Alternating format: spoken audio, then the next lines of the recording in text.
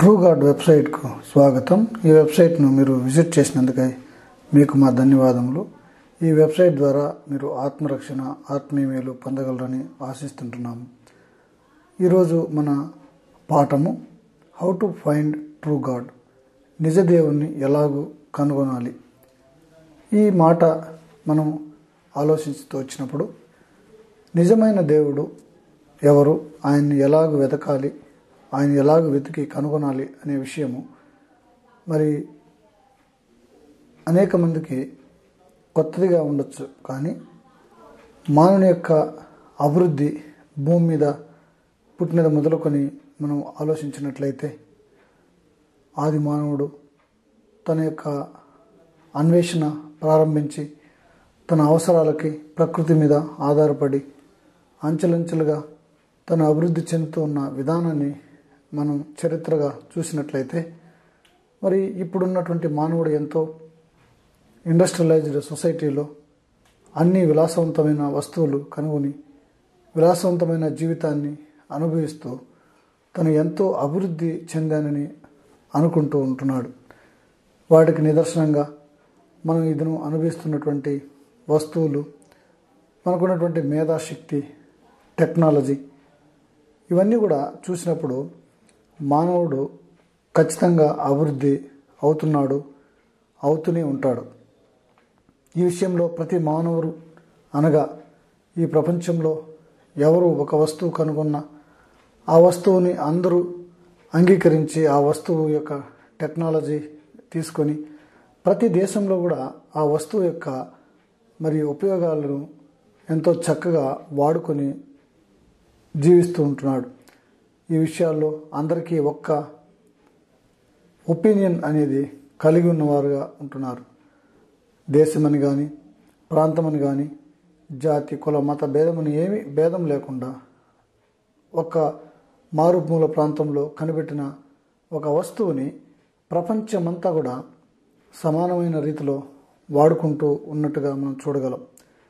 అయితే ఒక విధానంలో ఇలాగ అభివృద్ధి చెందుతున్నటువంటి మానవుడు మరొక కోణంలో మనం చూసినట్లయితే ఈ వాస్తవమైన నిజదేవుడు ఎవరు, ఆయన్ని ఎలాగ వెతకాలి, అసలు దేవుడు మానవుని ఎందుకు సృష్టించినాడు, మానవుని పట్ల దేవునికి ఉన్న ఉద్దేశం ఏంటి, మానవుడు ఏం చేయాలని దేవుడు కోరుకుంటున్నాడు అనే విషయాలు ఆలోచించినట్లయితే ఆ విషయాల్లో ప్రతి వారికి కూడా మరి ఒక్క అభిప్రాయం లేకుండా మరి ఒక్కొక్కరికి ఒక్కొక్క అభిప్రాయం ఉన్నట్టుగా మనం గ్రహించగలుగుతూ వస్తాం. ప్రాంతానికి ఒక దేవుడని, కులానికి ఒక దేవుడని, మతానికి ఒక దేవుడని, మరి ఒక దేశానికి ఒక దేవుడని అనేక రకాలైనటువంటి దేవుళ్లను అనగా వారి ఊహల్లో ఉన్నటువంటి ఆ యొక్క దైవాన్ని నిజముగా ఒక రూపము ఇచ్చి ఆ రూపంలో దైవాన్ని చూసుకొని రకరకాలైనటువంటి విపరీత వాదనలు కలిగి ఉన్నవాడుగా ఉంటున్నాడు. మరి ఒక వస్తువులో ఉన్నటువంటి ఏకాభిప్రాయము దేవుని విషయంలో వచ్చేసరికి అది ఎంతో విపరీతమైన వాదనలు కలిగి ఉన్నవాడుగా ఉంటున్నాడు. ఇదంతటికీ కారణం ఏంటంటే దేవుడు అదృశ్య రూపిగా ఉన్నాడు కనుక ఆయన కనపడకుండా ఉన్నాడు కనుక కనపడని దేవుడు మనిషి యొక్క ఊహలకు అనుగుణంగా మనిషే దేవుణ్ణి సృష్టించి తనకిష్టమైన ఊహల్లో రూపాలను ఇస్తున్నవాడుగా ఉంటున్నాడు. మరి ఆదికాండం 6వ అధ్యాయం 5వ వచనం చెప్తుంది, వారి హృదయం యొక్క తలంపుల్లోని ఊహంతా ఎల్లప్పుడూ కేవలము చెడ్డది అనే మాట మనం చూస్తాం. అనగా మానవుల యొక్క హృదయంలోని ఊహ అంతా కూడా చెడ్డది అనే మాట చూస్తాం. ఈ ఊహ హృదయంలో నుంచి పుట్టిందిగా ఉంటుంది. ఇర్మియా గ్రంథం 17వ అధ్యాయం 9వ వచనం చెప్తుంది, హృదయం అన్నిటికంటే మోసకరమైనది, అది ఘోరమైన వ్యాధి గలది, దాన్ని గ్రహించగలవాడెవడు అని ప్రశ్నిస్తుంది. అనగా మానవుని యొక్క హృదయము మరి ఘోరమైన వ్యాధి గలదిగా, మోసకరమైనదిగా పరిశుద్ధ గ్రంథమైన బైబిల్ చెప్తుంది. ప్రభువైన యేసుక్రీస్తు వారు మార్క్స్ వార్త 7వ అధ్యాయం 20వ వచనం నుంచి 23 వచనాలు ఇలాగా సెలవిస్తుంటున్నాడు, హృదయంలో నుండి అనగా హృదయం లోపల నుండి దురాలోచనలు, జారత్వము, దొంగతనములు, నరహత్యలు, వ్యభిచారము, లోభములు, అహంకారము, అవివేకము, చెడుతనము, కృత్రిమము, కామవికారము, మత్సరము, దేవదూషణ, ఈ చెడ్డవన్నీ హృదయం లోపల నుండి బయలువెడలి మనిషిని అపవిత్రపరుస్తున్నట్టుగా చూస్తాం. కనుక ఇలాంటి చెడ్డ గుణముల చేత నిండిపోయినటువంటి మానవుని యొక్క హృదయము మరి పాపమునకు అలవాటు పడినదిగా, ఆ యొక్క బలహీనతకు అలవాటు పడినదిగా, మరి చట్టాలు ఎన్ని ప్రభుత్వం చేస్తున్నప్పటికీ చట్టానికి మించిన జ్ఞానంతో చట్టానికి అందకుండా మానవుడు మరి అనేకమైన చెడ్డ కార్యములలో మరి తను విచ్చలవిడిగా ప్రవర్తిస్తున్నవాడుగా ఉంటున్నాడు. అందుకే తన యొక్క ఊహలకు అనుకూలమైన దేవుణ్ణి మానవుడు సృష్టించుకుంటూ వచ్చినాడు. ఎలాగనగా తన ఇష్టానుసారమైన జీవితాన్ని అనుమతించే దేవుడు, తన అపవిత్ర జీవితాన్ని ప్రశ్నించకుండా ఉండే దేవుడు, తన పాపమును బట్టి శిక్షించకుండా మరి తన యొక్క స్థితిని ఎరిగి తన స్థితికి తగినట్టుగా ఒక దేవుణ్ణి మానవుడు తయారు చేసుకుంటూ వచ్చినాడు.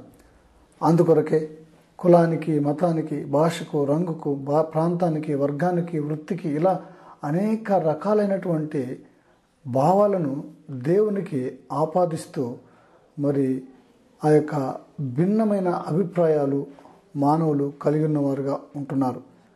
అంతేకాదు రోమిలకు రాసిన పత్రిక 1వ అధ్యాయం 21 నుంచి 24 వచనాలు మనం చూసినట్లయితే మరి ఆయన యొక్క అదృశ్య లక్షణములు, ఆయన నిత్యశక్తి, దైవత్వము, జగదుత్పత్తి మొదలుకొని సృష్టించబడిన వస్తువుల వలన తేటపరచబడుతున్నది. అయితే మరి వారు 23వ వచనం చెప్తుంది, అక్షయుడకు దేవుని మహిమను క్షేమగు మనుషుల యొక్కయు, పక్షుల యొక్కయు, చతుస్పాద జంతువుల యొక్క, పురుగుల యొక్కయు ప్రతిమా స్వరూపములుగా మార్చిరి. అంతేకాదు దేవుని సత్యమును అసత్యమునకు మార్చి సృష్టికర్తకు ప్రతిగా సృష్టమును పూజించి సేవించిరి. కనుక సృష్టికర్త అయిన దేవుణ్ణి విడిచి కనబడేటువంటి ప్రకృతిని, అలాగా సృష్టమును, దేవుడు చేత సృష్టించబడిన వస్తువులను దేవుడుగా అనుకొని మరి దేవుని యొక్క స్వరూపాన్ని మనుషుల యొక్క, జంతువుల యొక్క, పురుగుల యొక్క, చెట్ల యొక్క రూపంలో మార్చివేసిన వాడుగా ఉంటున్నాడు. అందుకే అపోస్తుల కార్యంలో 17వ అధ్యాయం 30వ వచనం చెప్తుంది, ఆ అజ్ఞాన కాలములో దేవుడు చూసి చూడనట్టుగా ఉండను, కానీ ఇప్పుడైతే అందరూ అంతటా మారు మనసు పొందవలనని మనుషులకు ఆజ్ఞాపిస్తూ ఉంటున్నవాడుగా ఉంటున్నాడు. అందుకొరకే దేవాతి దేవుడు మరి ప్రతి మానవునికి కూడా మరి ఎంతో జ్ఞానము, అభివృద్ధి, టెక్నాలజీ అనుగ్రహిస్తున్నవాడుగా ఉంటున్నాడు. కనుక వాటి ద్వారా మానవుని ఆలోచింపజేసి మరి మానవుడు నిత్య దేవుడైన, నిజమైనటువంటి దేవుడైన, ఆ సృష్టికర్త అయిన దేవుడిని వెదకి తెలుసుకోవాలని ఆయన ఉద్దేశించిన వాడుగా ఉంటున్నాడు.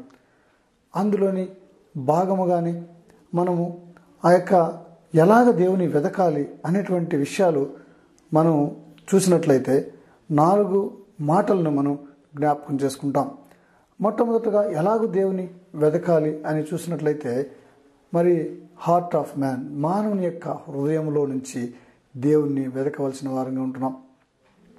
ఎందుకనగా మరి ప్రసంగి గ్రంథం 3వ అధ్యాయం 11వ వచనం చెప్తుంది, దేవుడు శాశ్వత కాల జ్ఞానమును నరుల హృదయమందు ఉంచాడు, అయితే దానిని పరిశీలనగా తెలుసుకొనుటకు వారికి శక్తి చాలదు అంటూ వచ్చినాడు. మరి శాశ్వత కాల జ్ఞానము, ఎటర్నల్ విజ్డమ్ దేవుడు మానవుని యొక్క హృదయంలో పెడుతూ వచ్చినాడు. అయితే మానవుడు అది విడిచిపెట్టి కనబడే ప్రతి సృష్టిలో దైవాన్ని వెతుక్కుంటూ ఉన్నవాడుగా ఉంటున్నాడు. అందుకే ఈ యొక్క హృదయము మోసకరమైనదై మరి అది ఘోరమైన వ్యాధి గలదిగా చెప్పబడుతూ వచ్చింది. అందుకే ప్రభువైన యేసుక్రీస్తు వారు సెలవిస్తుంటున్నాడు, హృదయ శుద్ధి గలవారు ధన్యులు, వారు దేవుని చూచెదరు. మత్తయి సువార్త 5వ అధ్యాయం 8వ వచనం చెప్తుంది. అనగా హృదయ శుద్ధి గలవారు ధన్యులు అంటుంది, వారు దేవుని చూచెదరు. కనుక హృదయము శుద్ధిగా ఉంటే వారు దైవాన్ని చూడగలరు. మనోనేత్రాల ద్వారా వారు దేవుని ఆత్మరూపి అయిన దేవుణ్ణి చూడగలరు. అయితే ఈ హృదయ శుద్ధి లేనటువంటి మానవుడు హృదయ శుద్ధికి ప్రయత్నించకుండా తన యొక్క మరి ప్రయత్నంలో, తన ఊహల్లో దేవుణ్ణి ఊహించుకున్నవాడై మరి తన ప్రయత్నములన్నీ విఫలయత్నములుగా ఇప్పటికీ కూడా అభివృద్ధి చెందినటువంటి మానవుడు దేవుని విషయాల్లో ఒక్క మరి ఆ అభిప్రాయానికి రాలేనివాడుగా ఉంటున్నాడు. అందుకే ప్రభువైన యేసుక్రీస్తు వారు సెలవిస్తుంటున్నాడు, నా కుమారుడా నీ హృదయము నాకిమ్ము, నా కుమార్తె నీ హృదయము నాకిమ్ము అంటున్నాడు.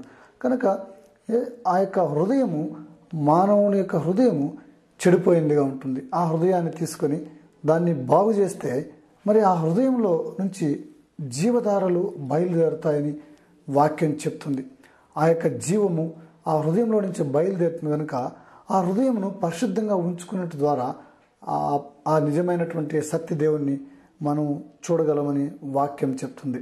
రెండవదిగా మనం చూస్తే నేచర్ ఆఫ్ గాడ్, ప్రకృతి, దేవుని యొక్క ప్రకృతిని ఆలోచించడం ద్వారా మనము నిజమైన దేవుణ్ణి తెలుసుకునవచ్చు.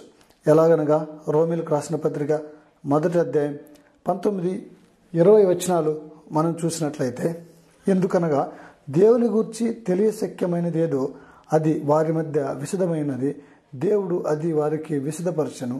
ఆయన దృశ్య లక్షణములు అనగా ఆయన నిత్య శక్తియు దైవత్వమును జగదుత్పత్తి మొదలుకొని సృష్టించబడిన వస్తువులను ఆలోచించుట వలన తేటపరచబడుతున్నవి.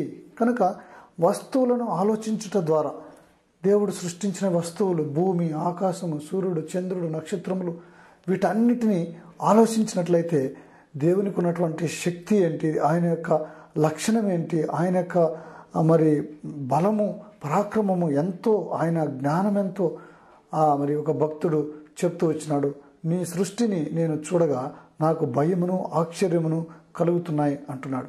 కనుక దేవుని యొక్క సృష్టిని మనం ఆలోచించినట్లయితే, ఆయన ఈ సృష్టిలోని నిర్మాణమును మనం చూసినట్లయితే అద్భుతమైనటువంటి ఆ పొందిక, అద్భుతమైనటువంటి ఆ వైశాల్యములు మనం చూసినట్లయితే మరి సృష్టికర్త అయిన దేవుడు మరి ఎంత జ్ఞానము గలవాడు, ఆయన యొక్క గుణగణాలేంటో, ఆయన లక్షణాలేంటో తెలుసుకోవాలని ఆశపడే వారముగా ఉంటున్నాం. ఇంకా మనం చూసినట్లయితే యోబు గ్రంథం 12వ అధ్యాయం 7వ వచనం నుంచి 11వ వచనం వరకు మనం చూసినట్లయితే, ఆయనను మృగములను విచారించుము అది నీకు బోధించును, ఆకాశ పక్షులను విచారించుము అవి నీకు తెలియజేయను, భూమిని గుర్చి ధ్యానించినడలా అది నీకు బోధించును, సముద్రము చేపలను నీకు దాన్ని వివరించును, వీటి అన్నిటిని బట్టి యోచించుకునేడలా యెహోవా హస్తము వీటిని కలుగు చేసినని తెలుసుకొనలేనివాడు ఎవడు. కనుక వీటన్నిటిని ఆలోచిస్తే దేవుడే దీన్ని కలుగు చేసినాడని తెలుసుకోలేకుండా ఎవరుంటారు? అయితే అనేక మంది మరి మనం చూసినట్లయితే దేవుడు లేడని అనుకునే అభిప్రాయంలో కూడా ఉన్నారు. దేవుడు లేడని బుద్ధిహీనులు తమ హృదయములో అనుకొందురు, వారు చెడిపోయిన వారు, వారు చెడ్డ కార్యములు చేయుదురు అనే మాటను మనం పరిశుద్ధమైన బైబిల్లో చూడగలుగుతూ వస్తాం. కనుక దేవుని ఎరగనటువంటి వారు, దేవుడు లేడనటువంటి వారు మరి విచ్చలవిడి అయినటువంటి పాపములో చేస్తూ మరి వారు తప్పిపోయేవారుగా ఉంటున్నారు. ఇంకా మనం చూసినట్లయితే కీర్తన గ్రంథం 19వ అధ్యాయం 1వ వచనం చెప్తుంది, ఆకాశములు దేవుని మహిమను వివరిస్తున్నాయి, అంతరిక్షం ఆయన చేతి పనిని ప్రచురపరుస్తున్నాయి. కనుక ఈ ఆకాశ నక్షత్రములు, వైశాల్యములు, అంతరిక్షం వీటన్నిటిని మనం ఆలోచించినట్లయితే ఇంత సృష్టిని చేసినటువంటి అద్భుతమైనటువంటి దేవుడు ఆయన ఎలాంటి గుణ లక్షణాలు కలిగి ఉన్నాడు అని మనం చేసేవారముగా ఉంటున్నాం. ఎప్పుడైతే మనం ఆలోచిస్తామో మనం చేస్తున్నటువంటి కార్యములు, మనము దేవుని మీద కలిగినటువంటి అభిప్రాయములన్నీ కూడా మరి నిజమా కాదా అని మనల్ని మనమే ప్రశ్నించుకొని వాస్తవమైన నిజ సత్యాన్ని వెతికేటువంటి ప్రయత్నం మనం మొదలుపెట్టే వారముగా ఉంటాం. ఇంకా మూడవదిగా మనం చూసినట్లయితే మరి దేవుని ప్రజల యొక్క సాక్ష్యం ద్వారా మనం దేవుని కార్యాలు చూడవచ్చు, దేవుని వెతకవచ్చు. అనగా 1 యోహాను పత్రిక 1వ అధ్యాయం 1వ వచనము నుంచి 2 వచనాలు మనం చూసినట్లయితే, జీవవాక్యమును కూర్చున్నది ఆది నుండి ఏది ఉండెను, మేమేది వింటిము, కన్నులారా ఏది చూసితము, ఏది నిదానించి కనుగొంటము, మా చేతులు దేని తాకి చూసెనో అది మీకు తెలియజేయుచున్నాము. కనుక దేవుని ప్రజలైనటువంటి వారు, దైవాత్మ కలిగినటువంటి వారు చెప్పినటువంటి సాక్ష్యము ద్వారా మనము వాస్తవమైన సత్యాన్ని వెతుక్కోగలం. ఇంకా మనం చూసినట్లయితే హెబ్రీయులకు రాసిన పత్రిక 1వ అధ్యాయం 1వ వచనం చెప్తుంది, పూర్వకాలమందు నానా సమయములలో నానా విధములుగా ప్రవక్తల ద్వారా మాట్లాడిన దేవుడు ఈ దినముల అంతమందు ఆయన కుమారుని ద్వారా మనతో మాట్లాడెను. అనగా ఆయన కుమారుడైన యేసుక్రీస్తు ప్రభు ద్వారా ఆయన మనతో మాట్లాడుతూ ఉంటున్నాడు. ఎందుకనగా ఆ మర్మమై ఉన్న దేవుడు, ఆ యొక్క అదృష్టుడైన దేవుడు, మరి కొలసీలు రాసిన పత్రిక 2వ అధ్యాయం 2వ వచనం ప్రకారం యేసుక్రీస్తు దేవుని మర్మమై ఉన్నాడు అనే మాటను మనం చూస్తాం.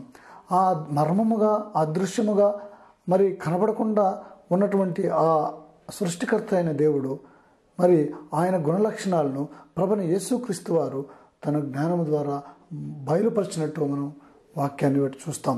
అందుకే ప్రభువైన యేసుక్రీస్తు వారు సెలవిస్తుంటున్నారు, భూమి పుట్టినది మొదలుకొని మరుగు చేయబడిన సంగతులను నేను మీకు తెలియజేసేదను అనే మాట మరి ఆయన సెలవిస్తుంటున్నాడు. కనుక ఆయన ప్రభువైన యేసుక్రీస్తు వారిని తెలుసుకున్నట్టు ద్వారా ఆయన బోధనలను మనం క్లుప్తముగా, మనం విశదముగా పరిశీలించడం ద్వారా వాస్తవమైన నిజదేవుడు యొక్క గుణలక్షణాలు ఎలా ఉంటాయో, ఆయన దేవుని ఎలాగ వెతకాలో మనం అర్థం చేసుకునే వారముగా ఉంటున్నాం. 4వ మాటగా మనం చూస్తే వర్డ్ ఆఫ్ గాడ్, దేవుని యొక్క వాక్యము ద్వారా. కనుక ఈ దేవుని యొక్క వాక్యం ఏంటి? ఇంతకీ దేవుని యొక్క వాక్యం మరియు ఇంతకంటే స్థిరమైన ప్రవచన వాక్యము మనకుంది అని మాట మనం చూడగలుగుతూ వస్తాం. కనుక దేవుని బిడ్డల సాక్ష్యం, దేవుని ప్రజల సాక్ష్యం, ప్రవక్తల సాక్ష్యం, మరి అంతకన్నా స్థిరమైనటువంటి ప్రవచన వాక్యం. ఇంతకీ ఏంటి ఈ వాక్యం? యోహాను సువార్త 1వ అధ్యాయం 1వ వచనం నుంచి 3వ వచనం వరకు మనం చూసినట్లయితే, ఆది యందు వాక్యముండెను, వాక్యము దేవుని వద్ద ఉండెను, వాక్యము దేవుడై ఉండెను, సమస్తము ఆయన మూలముగా కలిగెను. కనుక ఆది యందు మొట్టమొదట మరి భూమి నిరాకారముగా శూన్యముగా ఉంటూ వచ్చినప్పుడు మొట్టమొదట వాక్యము అనేటువంటిది ఉనింది. వాక్యం అనగా శబ్దము అని అనవచ్చు, దేవుని నోట నుంచి వచ్చినటువంటి మాట అనవచ్చు. కనుక ఆ యొక్క వాక్యము మరి దేవుని యొద్ద ఉన్నది, ఆ వాక్యమే దేవుడై ఉన్నది. కనుక వాక్యము దేవుడు, దేవుడైన మరి వాక్యమైన దేవుడు అని మనం మాట్లాడచ్చు. కనుక ఈ వాక్యమైనటువంటి దేవుడు మరి సమస్తాన్ని సృష్టించినాడు. కనుక ఆ వాక్యము మన మధ్యలో ఉంది. ఆ వాక్యమే పరిశుద్ధ గ్రంథమైన బైబిల్లో రాయబడినటువంటి మాట.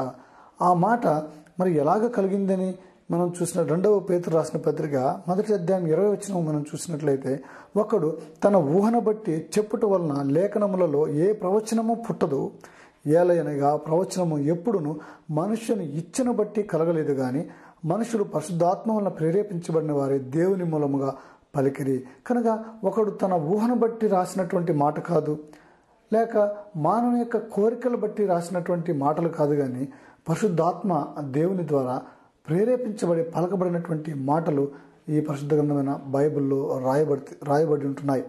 ఈ మాటల ద్వారా, ఈ యొక్క వాక్యం ద్వారా, ఈ వాక్యమైన దేవుడు తన వాక్యం ద్వారా మనతో మాట్లాడి ఆయన యొక్క వాస్తవమైన గుణలక్షణాలను, ఆయన యొక్క మరి అదృశ్య లక్షణాలని మన యొక్క మనోనేత్రాలతో చూసేటువంటి కృపను దేవుని వాక్యం ద్వారా అనుగ్రహించేవాడుగా ఉంటున్నాడు.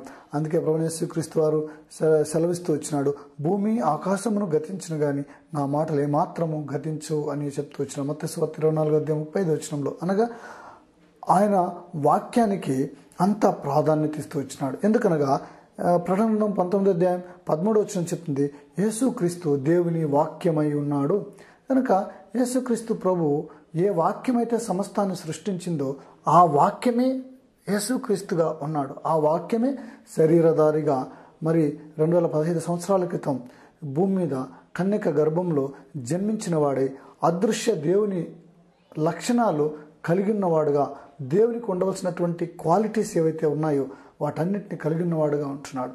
ఆ యొక్క దేవుని యొక్క గుణ లక్షణాల గురించి మనం ముందున్న భాగాల్లో విపులంగా వివరించబడుతుంది. కనుక మీరు దేవుని గుణలక్షణాలు కలిగినటువంటి ప్రభువైన యేసుక్రీస్తుని మీ సొంత రక్షకుడుగా మీరు అంగీకరించినట్లయితే మీలో ఉన్నటువంటి హృదయ సంబంధమైన ఆ యొక్క చెడుతనాన్ని పోగొట్టుకున్న వారే, హృదయ పవిత్రత కలిగిన వారే, హృదయ శుద్ధి గలవారు ధన్యుల వారు దేవుని చూసిదరని వాక్య ప్రకారంగా ఆత్మీయమైన దృష్టితో మనం అదృశ్య దేవుణ్ణి మరి మనోనేత్రాలతో చూడగలిగిన కృపను దేవుడు మనకు ప్రసాదించేవాడుగా ఉంటున్నాడు.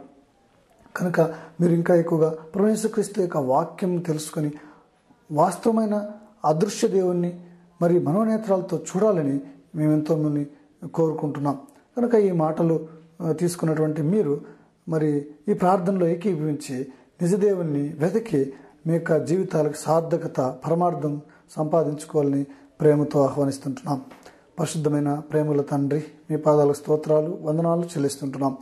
మానవుడు ఎంతో అభివృద్ధి చెందుతున్నాడు, అయితే తన భౌగోళికమైన అభివృద్ధిని చూస్తున్నాడే తప్ప వాస్తవమైన నిజదేవుడైన సృష్టికర్తను ఎరగలేని వాడుగా ఉంటున్నాడు. అనేక మంది ఇంకా ఆ యొక్క నిజమైనటువంటి ఆత్మీయమైన స్పర్శ లేని వారుగా ఉంటున్నారు. ప్రతి మానవుడు మారుమనసు పొంది నిజమైన సృష్టికర్తను ఎరగాలని మీరు ఇష్టపడుతున్నారు. బాల్య దినములందే నీ సృష్టికర్తను స్మరణకు తెచ్చుకొని మీరు మాట్లాడుతూ వస్తున్నారు. కనుక ఈ వాక్యమైనటువంటి అనేక మంది ప్రజలు నీ యొక్క గుణలక్షణాలను ఎరిగి వాస్తవమైన నిజదేవుని వెతికి కనుగొన్నట్లుగా మీరు కృపను ప్రసాదించమని ప్రభువైన యేసుక్రీస్తు వారి నామంలో ప్రార్థించి అడిగి వేడుకుంటున్నాము తండ్రి. ఆమేన్.